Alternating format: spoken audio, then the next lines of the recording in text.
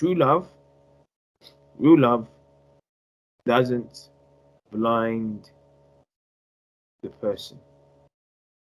Oh, that brings me to ask. I was going to ask that in today's topic. Why does everyone love to say love is blind? Because I'm looking at it like, well, love that doesn't make sense to me, especially learning what you've been showing us. Okay, I'll answer that. So your question was, what, my friend? Say again. Where did that saying come from? Love is blind. Okay. Where does that saying come from, and what does it mean? What does it mean? In fact, let me say where it came from. It came from the Greco-Roman god, sometimes goddess, because it could be hermaphrodite, Eros, aka Cupid, because the priests of Cupid used to use that concept. Like when, especially women, want the love of a man, and they go through the rituals, and they have to take some sort of chance to see if they get the man, or to get a man. Because a lot of the times, if the women reach around about 21, 22 and still don't have a husband, let alone children, so they want any man. So they'll go to the Aphrodite, because initially Cupid, that's the Roman name, but Eros is the Greek name. He's like the messenger for Aphrodite or Virgo. Depending on how value your sacrifices, like if you're a very rich person, then you know your wish, if you want to call it that, will be directed towards a specific person. And this is, all this is connected to things like Valentine's Day. Valentine's, of course, came way after. They're all connected. But if, you're a poor person, you want a freebie, then what Eros would do, or what Cupid would do, will blindfold himself. And you have two types of arrows.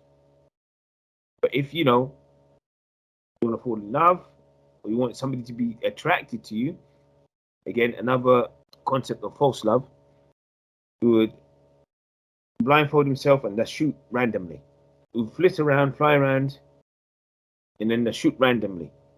You see, he can hit a man, he can hit a woman, hit a dog, hit a tree, hit a toilet bowl, whatever.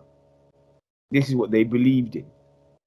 And if the person that comes to you, that desires you, isn't the person you like, they say, well, love is blind. That's initially where it came from. Now it's more synonymous with when two people come together and, you can't see the connection. So, my God, is this what she's really into? Well, love is blind, isn't it? She likes a man that is overweight, not very good hygiene, and so on and so forth. Or he likes a woman that's, skinny and likes to wear too much makeup, and love is blind. Meaning that he or she sees past the infirmities or the not so attractive attributes, be it physical or characteristic. But initially comes from Eros taking one of his heart arrows, blindfolding himself, because he's a very mischievous entity, and will just fire randomly, and whoever it hits, that's the person that person will be attracted to. Why is it used? It's used as an excuse, really and truly. So blame can't be put, and infidelity won't be used. Won't be used as a weapon or as a official judging factor for people that's exercising that type of way. So it won't be something that, oh, I made a mistake, let me learn from it. It's a case of, oh, it's the will of the gods, let me roll with it. So people become spiritually lazy and spiritually immature, with no case of developing, learning from their mistakes, and being better of it and from it. So that's why it's known as, or it's in the category of fake love. Because one of, if not the most important and most precious attributes of true real love is selflessness, genuine selflessness. No hidden intention, no hidden intent, no irrationality. So this is what I was saying from before. It's not blind. True love, real love isn't blind. It doesn't drive you crazy. True love makes you have clarity. It makes you understand fully to whichever aspect or respect. True love enhances you. So the type of love the system keeps on teaching is the systematic love. The love that is prominent in this world that we're living in. Why? Because it needs people to be socially and emotionally disorientated on a grand scale. And love can do that very easily. The one that is being exercised in this world. True love will never make you want to kill somebody in the way that this system does it. That's why the best way to learn, exercise, and experience true love is to first love the Heavenly Father. That's the maturest and most reliable love you can exercise. Why? Because one of the main things, if not the main, one of the main things I'll say safely, is that He will never let you down.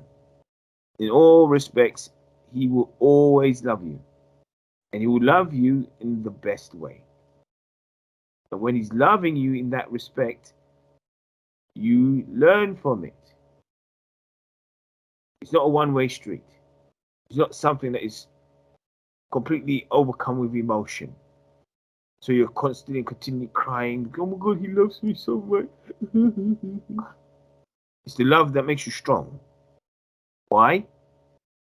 Because you realize that the greatest being ever will look out for you no matter what. It's the love that keeps you safe because will never turn against you.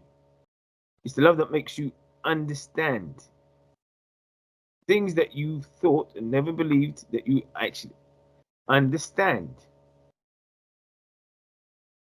Because He doesn't want people, especially people that are not worthy, to ever have the upper hand on you. Because He knows how much you love Him. It's the type of love that teaches you to even love your neighbor. Scratch that one. To even love your enemy. There are a lot of people who say, I can't do that. It's always possible with Him. Especially when it comes to enemies, usually it starts in steps.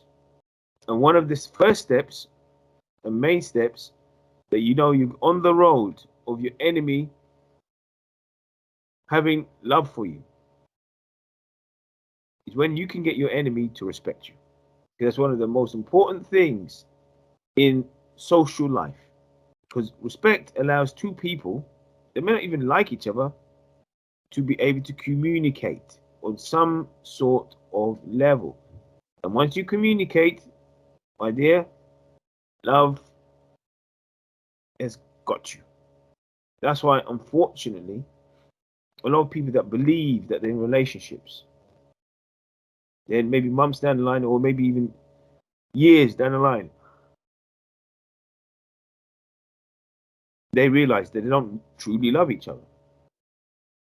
It gets to a point that they don't even want to communicate, don't want to talk, even sign language, for Christ's sake, don't, none of that. Because they did not understand what real love is, true love is for another person. It wasn't and it has never been just a bunch of emotions and feelings. I won't say it's complex, but it's a very intricate, intense way of life that you can't live without, and suicidal if you feel that you can never implement it or you don't need to implement love, true love, real love in your life. Because all the things that you think you deserve, you think you should experience, you think that you should be part of your life, can never be part of it. Because it's love that brings it in, helps you to appreciate things. Love enables a person to forgive. Love enables a person to give grace. Love enables a person to have mercy. Love enables a person to be humble. Love enables a person to be understanding. Love enables a person to be appreciative. And the list can go on and on and on and on. All of these are spiritual attributes. In fact, to be more precise, they are godly attributes. This is what is not also known as spiritual wealth. That's why it says, you are poor, but you are rich. In the fullness of that verse, it means that in this physical world, in comparison to the so-called ballers, flossers, millionaires, billionaires, trillionaires, you're poor. You literally don't have, in fact, you're in a slave-like mode. You have nothing. In this world, they literally have everything, even to a conscious and subconscious level. They even own that of you. To a degree and to a respect. This is how much these guys are wealthy. It's not just money. It's not just human resources. It's even yourself. These guys are rich. We're poor. We're not even close to that. A lot of us don't even own the clothes on our back, even though we think we do. Now understand that. But then our king continues that verse. It says, but you are rich. Now see the description that's gave for us being poor. Now this means we're rich in the spiritual sense. I like somebody to express what that means then. Just by going what I said physically, how we're poor and how the enemy is rich. But in the spiritual sense, we are the billionaires, the trillionaires. And they're the paupers, slave-like people, spiritually. So what does that mean? What does that express? What's the understanding of that? Somebody please give to me. In a nutshell, the richness that they have or have obtained in this realm is materialistic and perishable. What we have is eternal and cannot perish. And if it's eternal, that means that we're eternally rich spiritually. So what they have is momentary. They don't understand the concept, I suppose, of true richness, because in their minds it has to be something that is external. You can see it, it's shiny, let me grab it, can I wear it, can I eat it? They don't understand that richness first starts in their spirit, in their heart. It's the way that you walk, the way that you talk, the way that you carry yourself, rather than what you can obtain and what you can, I don't know, touch or feel and put on. For instance, it does say in the word that the Father is rich in mercy, rich in forgiveness. And the word rich is assigned to these attributes. But to the world, that's nothing. They wouldn't consider that as being rich. Again, it's something that they either can wear or touch or purchase. What it means, but what you're saying is true, but it's an aspect of it. Because it still was relating to the physical. Though you are poor, you are rich. Very straightforward, very simple verse. And no Christians, Dave, I didn't get to say anything. Sorry? I thought I was gonna go as well. No. Okay, go ahead.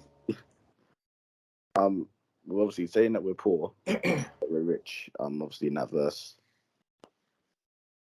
I could only relate it to basically saying, in general, we're poor here because of how the system has made everything.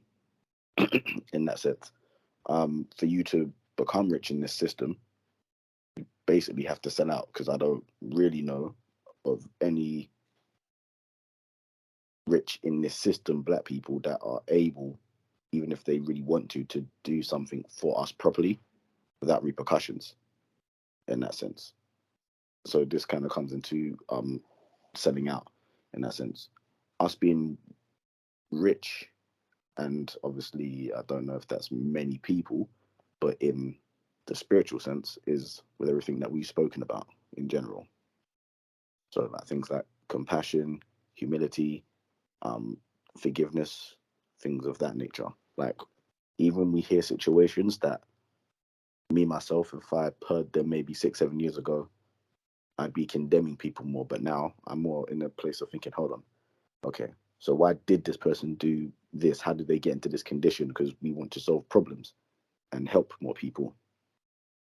So that's why they would be relating to us saying that we're rich in the spiritual, because that's what love pertains to, all the things that we was talking about before. For other people, I don't know, especially when they're talking about their spiritual, people will be thinking spiritual, let me hug trees, rub dirt on my head, lie out in the sun. I'm like, yeah, you're just going off in tangents to things that just, I don't know, make you happy, I guess, and you're thinking because it's fun or happy or you're doing you and makes you just feel good, then you're confusing that with love. And it isn't that. It's just you doing stuff that you like. That's all it is. Half the things that people are doing have no real connection to helping people. It hasn't really got much connection with community as a whole. They're doing it mainly for self. They're not doing it for themselves to help other people, for the other people to help them, and it's just them. No one else is really involved, but if they can get other people involved for that cause of self, then it benefits them. But that's how we are poor in the system, and that's how we are rich in the spiritual. So I think I had to go through the last 10 years to really understand how rich I am. I woke up the other day thinking I'm actually rich because I've got friends in the truth. You know, I've got my dad and people like that, you know, they understand. They might not be the most cleanest person in the world, whatever, but they have an understanding, and I'll take that for now, as opposed to the other people you know that have all tripped up or what have you. So without going too far off the point, I just think now in the last 10 years, now we're all supposed to understand that sometimes you've got to remind people what they've saw to understand. And you know what I mean? We've seen so much, you've witnessed so much, you have so much. And to be understanding all the way throughout this chaotic time is rich. I feel like I'm rich sometimes. I mean, I feel like I'm spoiled sometimes. In knowledge, obviously in worldly possessions, we're all poor, even poorer by the hour. But I would rather be as poor as a dog, but be rich with all the knowledge of the Most High and know what's coming and what's protecting people, protecting me. I feel like a millionaire all the time because I know now. I can see the worth in it now. I couldn't before, maybe 5 years before. Yeah, it wasn't as strong as it is now. But now we all can see how rich you are. and how sport we've been having, not sport, maybe that's not the right word, but coming to Sabbath being taught every weekend, whatever it is, just constant. These people only got information 5-10 years ago, drips and drabs in the form of a WhatsApp, or if you're long enough to stick on a YouTube, that's how your knowledge base comes in. When we've been, so to speak, eating from the cup, the table, constantly. So now I'm at the point now, I'm actually not spoiled, but I've got access to a lot of this. I mean, you got access too, but it's just the way what we do with it. And I think it's the end point, going to wrap it up quickly, is just to understand how rich you are, really to understand how rich you are. Next time you read that paragraph, you understand now how rich we are compared to the person next to you, because he's probably got O's in the bank, XYZ on his first jab, 5-year life expectancy. And you've been poor all your life, and he's been rich for his life. But who's really rich out here? So I think, yeah, going through the fire and understanding how rich you are is where the real gold, you know what I mean? The gold is. So what I'm going to do is explain, in addition to what you guys have been sharing, what it means by being rich and being poor. When our king made that point, these people are able and capable of buying islands, buying human beings. That's how rich they are. So remember what I was saying earlier also. They even are capable of owning you down to your DNA. So I've already explained that, and all of you already shared your understanding also. So this is what I need us to understand when it comes to the concept of wealth. So when our king was talking about rich and being poor, understand. So us being poor, we don't even own our own name. We don't even own our own name. We don't even own our own children. This was talking about being poor. So when it comes to, hold a minute, but you're rich. It's talking about in a spiritual way. This is what he means in full. You see how these guys were rich in the physical? Imagine it in the spiritual, but multiply it by affinity. When you do read the scriptures, you see that's the truth. It's actually in that aspect. It's not metaphoric alone. It's metaphoric and literal. You're rich in spiritual essence. So you have to remember the Spirit created everything in the material world, because there's a grand importance of it. Because the Spirit is only governed by love. So if you're wicked, you can never be rich. So I'd like to ask the question, please. What do you understand what love is? Go ahead. Love is a righteous thing. So just off the bat of that, it will rub a lot of people the wrong way, because we're living in a world that is extremely unrighteous. So as to things like discipline, you're doing that out of love because you're trying to preserve people's life, trying to preserve the spirituality on top of that. With what a lot of people think love is, they will, I don't know, express it like stuff like, oh, summer breeze and rainbows and all that kind of stuff, and obviously just make it to be this, everything is just all fun and all happy, when it's a lot more of a serious thing, and people misuse it. And a lot of people confuse like love with things like lust and infatuations, and even to like things of like familiarity. But most people aren't really understanding what love really is. So I can even use just conversations when I take, obviously even with me and you, that certain things that I've just taken long to do, health-wise, you know, out of love, you're telling me certain things because you're like, you want to preserve my life. You want me to get better, because preserving my life and doing what we're doing is going to then help other people. So already you're thinking about other people you don't even know. Because the reason why you're thinking about people you don't actually know, but you know that they're part of what they're supposed to be, are part of who we are, and a part of where we're supposed to actually be, is all to do with our Heavenly Father. So it all transpires down to, do we actually love Him? Do we actually understand who He is within us? Do we love ourselves? And how does that transpire into everyone else? Because at the same time, there's people that I can say I do love them and I have love for them, but either it's not their time or they're just not going to make it.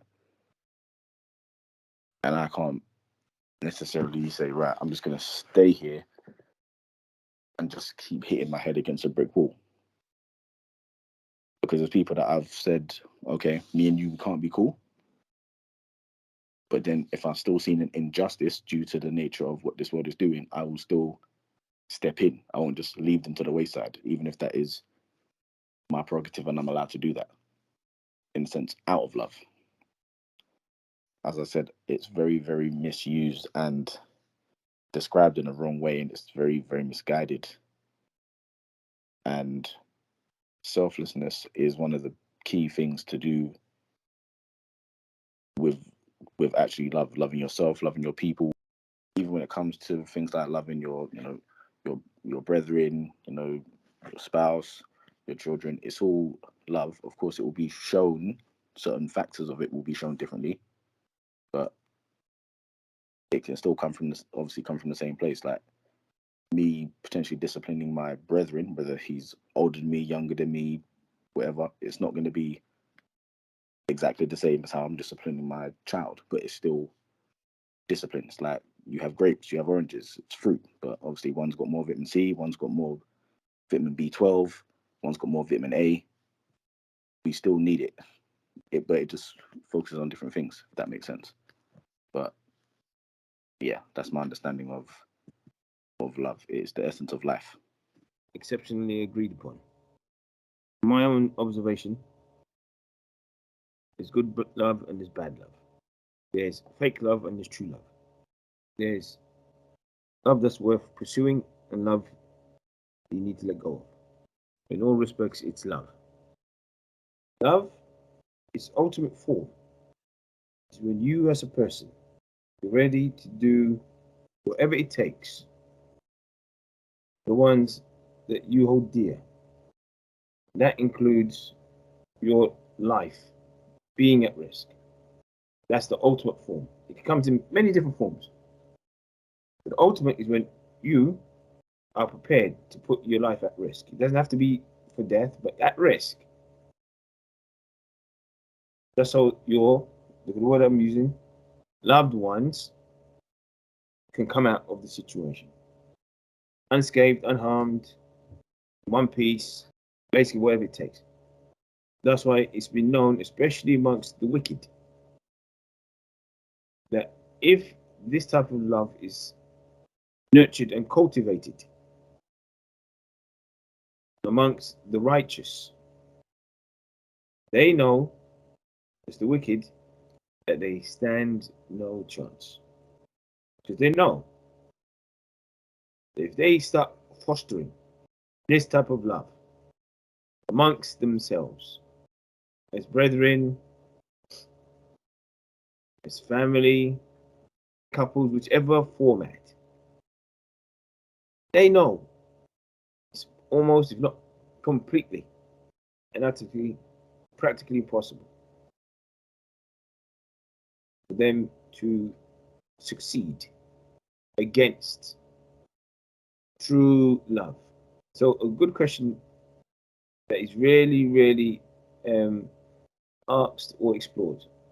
Hold on a minute. What is fake love then? Or imitation love? What is that? What is that? Everything you're seeing now, really, isn't it? Between express. Yeah, everything you're seeing now between people. like, let me just, I could use my situation. Obviously, fear, and that's why fear is one of the biggest problems that we have, especially with people that like to talk a good one, like they know a lot, but when push comes to shove, they're like, no. Just my situation when I got arrested. Person who was in the car with me, who was supposed to be my friend, when I'm explaining to him, I've even taken to my solicitor about the situation with the police that did everything basically wrong as they do with us, and he will talk a good one, and he's black, who will be wearing Black Lives Matter and fists and all sorts. Where was he? He came to court the first time and actually wanted to, smack some bells out of him, because where you were supposed to be in court was on the stand. You wanted to go stand or sit down and watch, but you was there with me. You're supposed to help be the witness at the fact that what they did was completely wrong. And then it's embarrassing when we do talk about people from the other nations, where our friends, good friend of mine, he's white.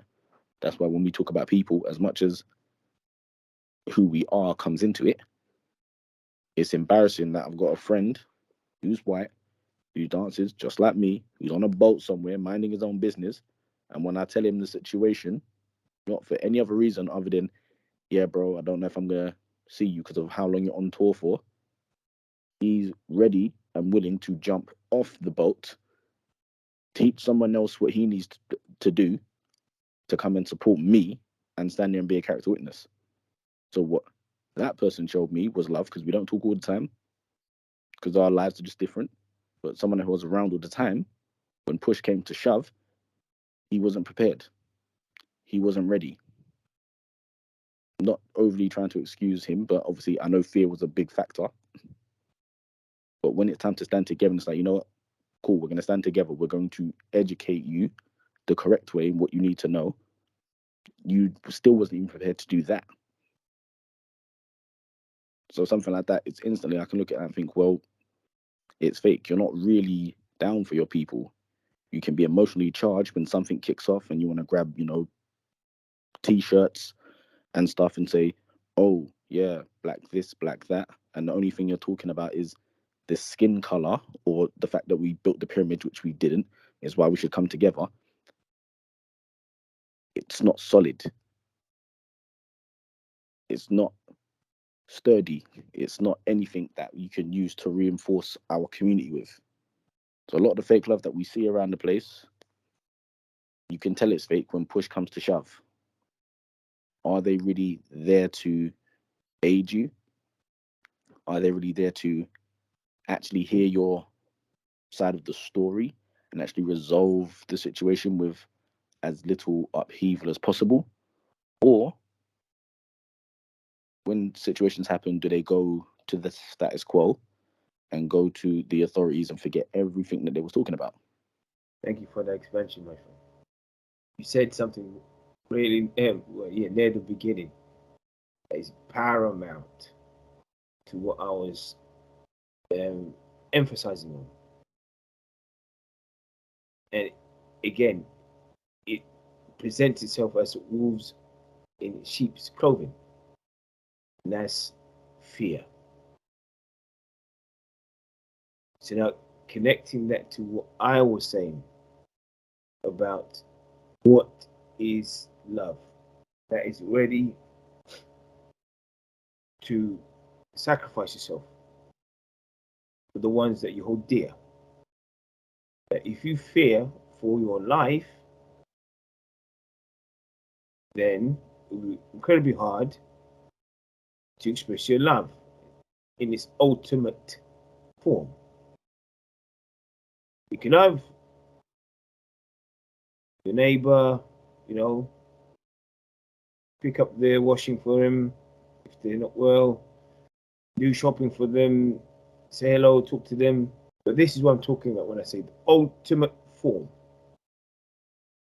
Because one, it does exist, and two, again, going by what you said earlier, love is in the category of righteousness, not unrighteousness. If I speak in the tongues of men or of angels, but do not have love, I am only a resounding gong or a clanging cymbal. If I have the gift of prophecy and can fathom all mysteries and all knowledge, and if I have faith that can move mountains, but do not have love, I am nothing. If I give all I possess to the poor and give over my body to hardship that I may boast, but do not have love, I gain nothing. Love is patient. Love is kind. It does not envy. It does not boast. It is not proud. It does not dishonor others. It is not self-seeking. It is not easily angered. It keeps no record of wrongs.